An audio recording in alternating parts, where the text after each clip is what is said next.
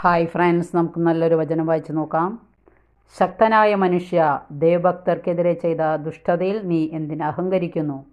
ദിവസം മുഴുവൻ നീ വിനാശം നിരൂപിക്കുന്നു. വഞ്ചക, നിന്റെ നാവ് മൂർച്ചയുള്ള ക്ഷൗരക്കത്തി പോലെയാണ്. നന്മയേക്കാൾ തിന്മയും സത്യത്തേക്കാൾ വ്യാജവും നീ ഇഷ്ടപ്പെടുന്നു. വഞ്ചന നിറഞ്ഞ നാവേ, വിനാശകരമായ വാക്കുകളാണ് നിനക്കിഷ്ടം. ദൈവം നിന്നെ എന്നേക്കുമായി തകർക്കും.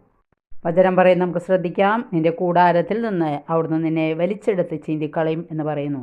ജീവിക്കുന്നവരുടെ നാട്ടിൽ നിന്ന് നീ അവിടുന്ന് വേരോടെ പിഴുതുകളയും.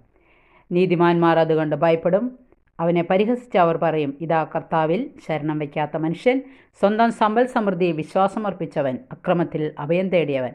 ദൈവത്തിൻ്റെ ഭവനത്തിൽ തഴച്ചു വളരുന്ന ഒലിവ് മരം പോലെയാണ് ഞാൻ. ദൈവത്തിൻ്റെ കാരുണ്യത്തിൽ ഞാൻ എന്നേക്കും ആശ്രയിക്കുന്നു. അങ്ങ് നൽകിയ അനുഗ്രഹങ്ങളെ പ്രതി ഞാൻ എന്നേക്കും അവിടത്തേക്ക് നന്ദി പറയും. വചനം ഇഷ്ടപ്പെട്ടെങ്കിൽ ലൈക്ക് ചെയ്യണേ. Thank you.